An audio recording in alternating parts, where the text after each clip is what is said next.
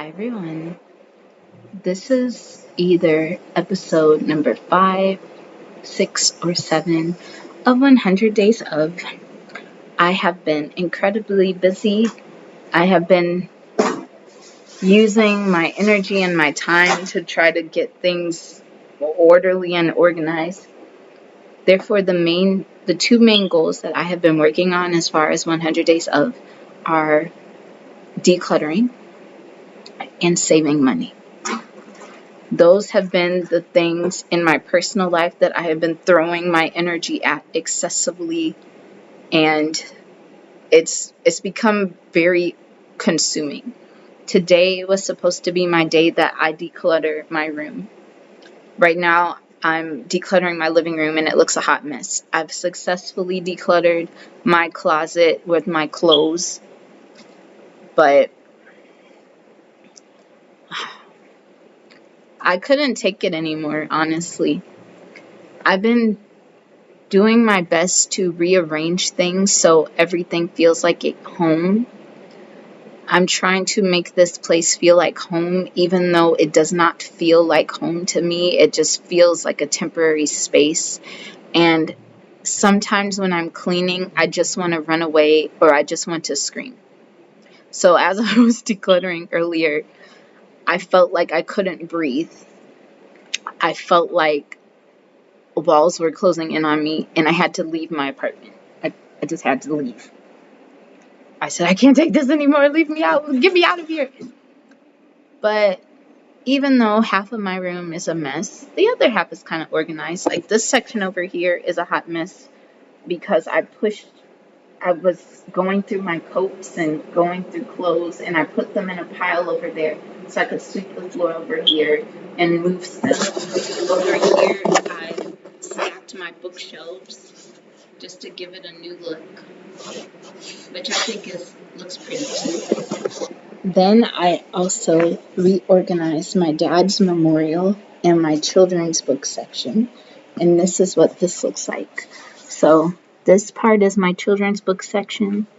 This is a painting that a woman I know made. She is a molecular engineer and an artist, and this art piece is called Libations. It was on a note card. Did watercolor art. And this is my dad's memorial. It's like frog themed. It's his urn, the frogs, my Italian ancestors, my grandma and my aunts. This little statue we found in his room when he was decluttered. We were decluttering his room. A picture of him and me when I was a baby. My grandma, which is his mom and me. And this shelf I took from the living room. And I put some children's books on. Have my little my little garden gnomes and a box signed by Mary Engelbreit and just different stuff. I'm just trying to make it feel like a happy place with all of my energy. I don't know. But I have also been looking for apartments. I have 2 apartment viewings this week, and I'm going to go check them out. Now, unfortunately, these apartments are about $250 to $300 more than what I'm paying now, which kind of sucks. One of the apartments I really like, it's all electric, it's all wooden floors, it's 2-bedroom, it has a nice kitchen, it has nice bathroom, windows. I really like it. But the only problem is it's almost $300 more, and it is further down the street or further down the block from where I live. So it is in a even more dangerous part of the block. Like I'm already living in a not really a dangerous block, but somewhat dangerous block. I think it's dangerous because there was a drive-by in front of my apartment. So, yeah. So why would I pay more to live in even more danger? That's the problem that's bothering me. The other apartment is 200, almost $250-ish more than what I'm paying now. And it is also 2-bedroom, but it is also in a dangerous neighborhood, or what I consider to be a dangerous neighborhood. What I consider to be a dangerous neighborhood is if I'm hearing any bullets going through the air, anybody having some type of DV, and anything that you could get arrested for as far as drugs and all sorts of different things. I just don't. Or if you feel uncomfortable when the sun is about to set and you start getting, I need to get home right away, I consider that kind of a dangerous area. Just the energy and vibe of being uncomfortable, feeling like you have to watch your back, feeling like I better get home before somebody mistakes me for somebody else type of energy. And that's what's really been frustrating me a little bit, as far as that, because half of me is saying just move somewhere, and the other half, which I don't think is my voice, I think it's just the voice of the universe, was saying calm down, be still, you are moving too fast, look around you, what is going on, look at what is happening around you, open your eyes, look at the trends, look at your block. Things will get better. Stand still. Prepare, because it may happen suddenly. That's the other voice I'm hearing, because in my mind I'm like, go, go, go, move, move, move, leave, leave, leave, and be sporadic. But I'm trying to listen to what this voice is saying, whoever it is. I don't know if it's ancestor, I don't know if it's the universe, I don't know if it's my higher self in me, but I'm trying to interpret what it's saying. It's saying be still, calm down. And I kind of get that, because when you are freaking out about something, or when you're panicking about something, or you want something so bad you just want it right now, you get impatient, you make rash decisions that can have long-term consequences sometimes, when you could have waited and gotten something better, or something that was more suitable for your life. Or you get trapped in something and now you're stuck with the bill or whatnot. Then the whole look around you, look what is happening. I'm looking around me, I'm seeing people, especially on the little Nextdoor app, being like, my rent went up and blah, blah, blah, and this happened to me and yada, yada, yada. And as far as my rent, it has not gone up since I've moved here. It's been the same rent since I've moved here. And I think it's just because I have a slumlord. Now, I guess that's like a blessing in disguise, because he was like, I'm not fixing anything anyway, so your rent is going to stay the same. If you raise the rent, I guess he's thinking if he raises the rent, he'll have to fix something. So that's why I'm just here saving my money.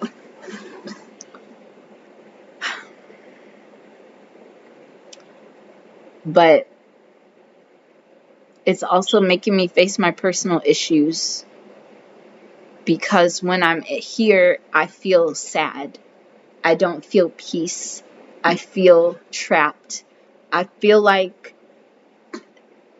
a 4-year-old in church, and the church choir won't stop singing, even though it's been the same song for 30 minutes. And I'm like, can I just go? Okay, I've had enough. I've had enough. Can I go? That's how I feel about here. So that's the main thing that's been plaguing my mind. The other thing that has been getting on my mind is money. How can I save my money? What amount am I saving? I've been putting things aside. I've been putting money aside to save for school. I have almost enough to pay for one of my books. I wrote one of my professors because one of my books is an ebook, but I also have the option to get a physical copy. However, I'm waiting on the physical copy because sometimes when you get a physical copy of the book, you may need an access code because the tests may be on some type of program. I feel like this whole ebook textbook stuff is an entire scam. And the reason I feel it's a scam is because why am I paying almost $100 or over $100 for an e-textbook that expires? That is probably and I hate saying the word stupid, but that's probably the stupidest stuff I've ever heard. It's just a stupid concept to me. The only people it benefits are the company. Essentially, you're just paying for a program. But if I'm paying for this stuff, I want it to be mine forever. You might as well just charge me a subscription. So I have an ebook that expires after 180 days. If I calculate now, if I bought it today, it will be expired before that semester is over. So why?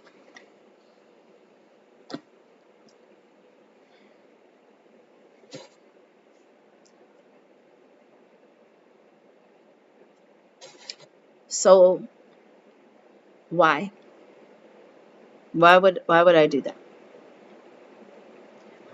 Another thing that I've been trying to do is get things that make me happy.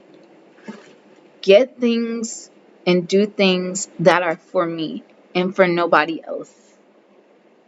Because it feels like recently people just don't care about my time. They don't care if I want to sleep. They don't care if I have stuff to do. They don't care if my energy is freaking depleted. They just don't give a fuck. It makes me want to take my energy back. So one thing that I did for myself is I decided to go to my wish list, because I have a wish list of gifts that I want to buy. And if I have something I want to buy, I save it over the course of a year. So recently I just bought this camera. And it's not a super fancy camera, but it's not a cheap camera either. I'm not going to get an $800 camera like that, but I'm not going to get one you can buy at the dollar store. Just a nice little general camera. I bought this camera. Bought it off Amazon. And it has this little thing that flips out so I can record. I bought this camera in particular because I want to start doing little cash stuffing videos next year. And my phone just wasn't cutting it. My phone just is behind the times. But I think this one is cute. And I can zoom in, I can zoom out, I can make all this. I've already taken a picture or two with it. I want to get back into photography like I did when I was a teenager and when I was in college, because that makes me happy. I also went to my book list and got some books that have been on my list for a long time. Some of these books are even books that I read in my childhood. Like this book has been on my wish list for 7 or 8 years. I used to have this book as a child. Now, this is not a child-friendly book because it has nudity in it and mature imagery. But I got this book at the Black Expo when I was between the ages of, I was either 12 or 14. And I would help the vendors, the books vendors, to sell their books or help them organize so I could get a discount on books. And I had this fear as a child that by the time I was an adult and had children, that there would be no books or that the books would be out of print. And this was just when they were starting to do ebooks and stuff like that. So I was partially right. Some of the books that I bought did go out of print. But this one's a photography book. It talks about Black beauty, the history of Black beauty, colorism, racism, all sorts of things. It has very beautiful pictures in here of men and women.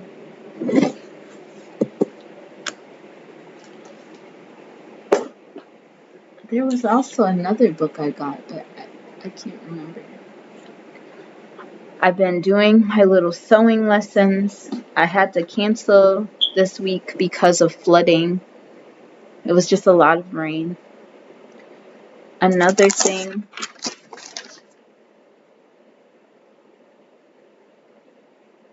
yeah, I've been drinking tea.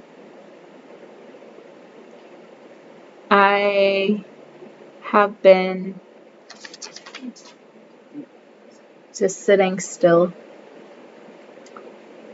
because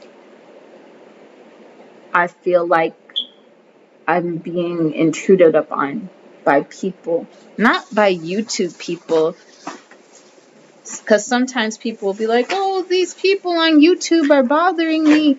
Nobody on YouTube is bothering me. It's just strangers in my real life that are bothering me.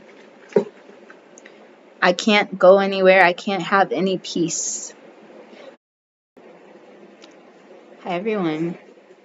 I think I didn't really get to explain what I meant by everybody has been coming up to me. I think that was too generic. If I had to be specific why they're coming up to me, it's for different reasons.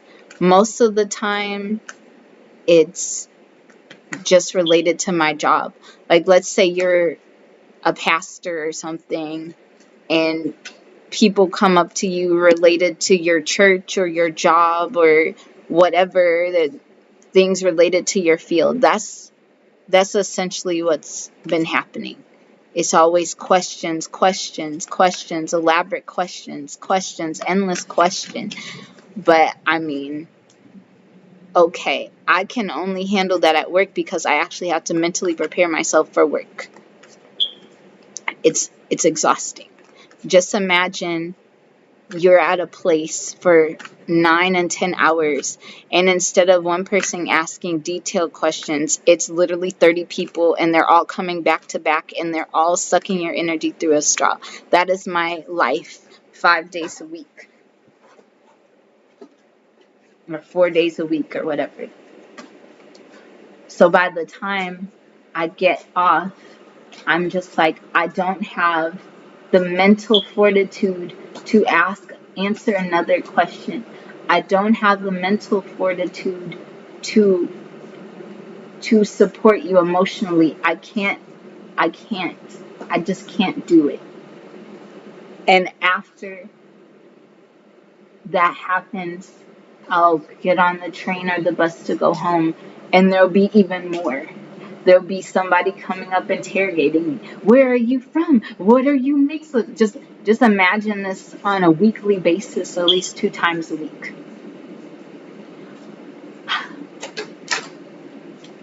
And that's weird because I've been shuffling an Oracle deck. It's like dreams. And which is funny that it said dreams because sometimes I have nightmares about work. And I'll wake myself answering people's questions. That's why I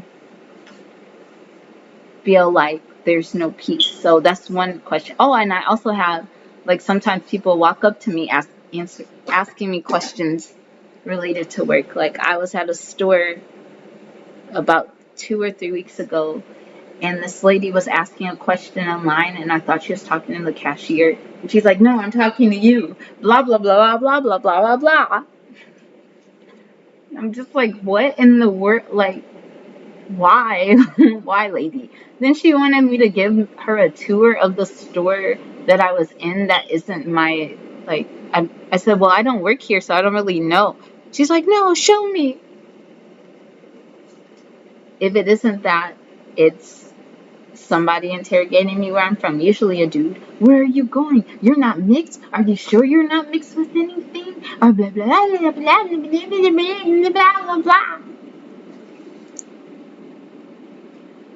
And I'm like,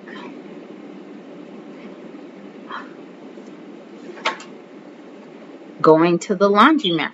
People come up, walk up to you. Hello, where are you from? Blah, blah, blah, blah, blah, blah, blah. Go to the store. Excuse me, yada, yada, yada, yada, yada, blah, blah, blah, blah, blah. Like, okay. Or if that's not going on, it's people I know. They'll call me, Kiara, help me, such and such and such and such, I need your advice, help, blah, blah, blah, blah. Calling me crying, calling me, asking me for relationship advice, trying to just control my life, just trying to control my life. And I don't know how much I can mentally handle this. Even when I was ranting earlier about not having peace in my home. I had one person that I had been avoiding for weeks. They just wouldn't leave me alone. They were ranting at me through text message. They were calling my phone 2 or 3 times a day. They called my job. Where is she? Blah, blah, blah, blah. But the final straw was they came to my apartment and knocked on the door. It was like almost 11 p.m. I don't know how they got there because they live farther from me. So they either got a friend to drive them or they caught a Lyft. And this had been going on for 2 or 3 weeks. So mentally, I don't like to say mentally I'm in a vulnerable state of mind, but I can kind of see the signs that I may be in a vulnerable state of mind. Because my sleeping patterns have changed, my eating patterns have changed, I'm forgetting things. I feel nothing. I feel I don't even feel emotionally drained. I just feel no emotion, like, at all. Sometimes. And that's why I'm trying to listen to the universe, and the universe is saying, you need to be still. Because if you're at your peak anxiety, you don't know what you're capable of. You don't know what you're capable of doing. You don't know what you're capable of saying. You don't know if you're going to have a psychotic breakdown. I don't think I'm quite at psychotic breakdown as of yet, but I do know I need things to stop because there's no breaking or resting point for me. There's always go, go, go, go, go, go, go. And mentally, I really can't handle it anymore.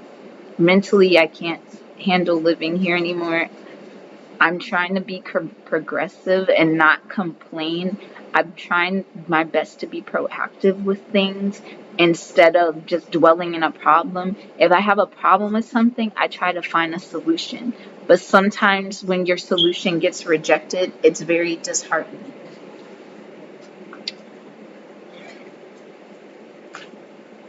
I've been doing my best for months to get an online job, just a work from home job, even though I don't want to be home. I would rather be home than out there, but it's not working. And doing 100 days out kind of keeps me proactive. It's like, well, maybe somebody's going through the same thing I'm going through, and this is just my vent, and maybe they want to vent, but they can't, so I'm venting. They're venting through me vicariously, or whatever. But I am trying my best to be proactive. I'm proud of myself that I'm sticking to what I'm saying with the remaining energy that I have. I know it will get better. I just have to keep moving forward. And then you'll get your result. But now I have to go. I have to finish cleaning some more. I kind of got some stuff out of that section, but it's still a hot mess.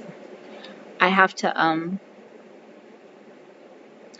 call somebody back because I have to do a reading for them. I did post a reading on my community wall, and I don't do that many readings unless something piques my curiosity, so the election kind of piqued it. Now that I'm looking, I posted it maybe an hour or two before they announced the results, but the cards were very interesting. What I noticed after I posted was one card was purple for the third eye and one was red, kind of like the two parties. Then you had both people trying to use these different forces to get to what they desired, and it was very interesting. But then on the other hand, I kind of knew what was coming anyway, just based off of the discussions me and my friend had over the course of 2 or 3 years about the astrology of the United States, the America's astrological charts, and I don't know if it was a Pluto return or a Saturn return, I don't know. It's basically like with this year's eclipse, it was essentially the Great American Eclipse in reverse. I've also noticed that there is this push for the longing of the past, trying to recapture the past that most likely never existed, trying to recapture a fantasy that never was or created in the modern age.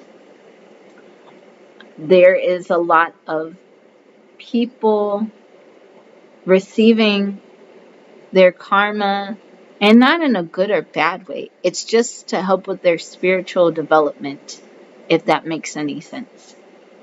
Like sometimes you'll be going through something and it is your karma, but it's supposed to make you spiritually strong. You're supposed to be going through that so that you can sometimes become more humble. You can become more wise. You can become more compassionate and less judgmental. That's why the Bible was like, judge not, lest ye shall be judged. Nothing is more enlightening to a judger more until the same thing they were judging for happens to them. And this isn't like a ha ha ha, I told you so. It's just do better. You made a mistake, or you were in this lower state of thinking. Now it is time to have a higher state of thinking. Now you've hit rock bottom. You got to go back up. I've been thinking about doing more readings because I used to actually do a lot of readings, but I'd never publicized it at all. I had 4 people that would get readings from me consistently. One would do it for their career, to be like, okay, what's going to happen here? And other times I would use it just to spy on people. I was doing too much. Now I just do it for self-reflection and guidance. And if I don't have the cards, I just sit still and listen. Right now the universe is saying you need to slow down and make it cozy where you are for now. Still prepare, but make it cozy where you are for now. And also get clarity on what you actually want. Because just racing out of here, or racing to a new job, or racing to whatever, is not going to cut it. I need details.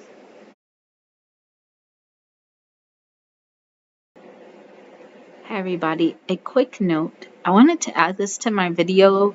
I wasn't planning on adding this, but it's just been something on my mind whenever I'm hearing the universe say, be still. I'm not trying to be a conspiracy theorist or anything, but I feel that I'm being told to be still because of what is happening in greater society with housing. I personally feel there's going to be this push for more housing. Of course, they're going to try to build more housing out of anything, whether it's an old school or an empty church or an old building that was used as a factory. They're trying to get more housing. And I don't know if this will happen, but I feel it's going to be harder just to get a place to reside. Or it's going to be more challenging to secure one. Like, you might have to jump through more hoops than you usually would have to jump through, especially if you're low income or don't have enough in order to get a place to stay.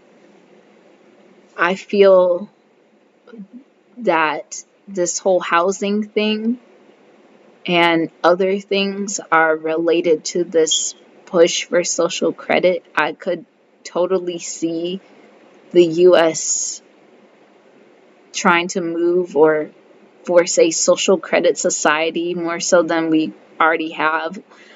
Basically, a next level spying and stuff. I know that sounds very conspiracy theorist, but like, just listen to what I'm trying to say. But it might be more challenging to secure a place or a place of quality. There probably might be this push or trend of communal living.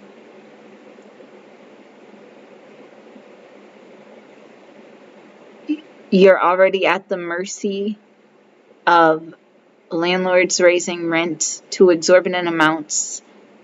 Some people are having a hard time securing small single-family homes. And I think that's why the universe is telling me to stay still, because what if, and I'm not trying to be fear-mongering, but what if I end up in something, I don't know these people, they're not slumlords, I'm assuming, and they just raise and raise and raise and raise the rent. That's only happened to me one time when I lived in my other apartment before I went off to Hawaii. My apartment, my neighbor at that apartment building, when he first lived there, it was $425. By the time I left and by the time he moved, it was $900 something. Over the course of 2 or 3 years. My very first apartment was my very first apartment was $425. By the time I moved out, 2 years later, it had been raised to like 900 something. So sometimes you have to make the best out of whatever situation you're in. I think I'm still here because when I leave, I'm going to need a certain amount of money in order to secure something that is permanent. I've always said that this is my last apartment, so maybe I will just utilize this situation in order to secure a house if I can, or by the time that opportunity comes, I'll have enough money for it. But that's just what I wanted to throw in. I just forgot to mention in my video. So I can show you what it is you actually need and want. Sometimes we'll be in a situation and the first opportunity to escape comes up, and that's the wrong escape method. Your escape method might be a year or two from now or 2 months from now. But things have to unfold as they are. Just because things look bleak or look a certain way in one moment doesn't mean it's going to be there forever. And I had to tell myself this. It's just testing me. Everything has been testing me, and I'm like, okay. I think reaching the state of no emotion is actually helping me to detach from certain things. Even though numbness would be considered bad, I think in this case it's like, okay, I'm just going to detach. Yeah, I don't care about that anymore. Yeah, I'm not going to buy that. I'm going to not do that. I'm going to put that in a bank account instead. I think what is coming for most of us, I guess collectively, is essentialism. People are going to become more disgusted by excess, and they want something real, because we have been living in a state of non-reality. They want things that are substantial and real and quality. They want something with substance. We've been operating in this assembly line type of society where you can get anything you want, you can do anything you want, and it's just not satisfying you because you either didn't have to work for it or it just was nothing. It wasn't special.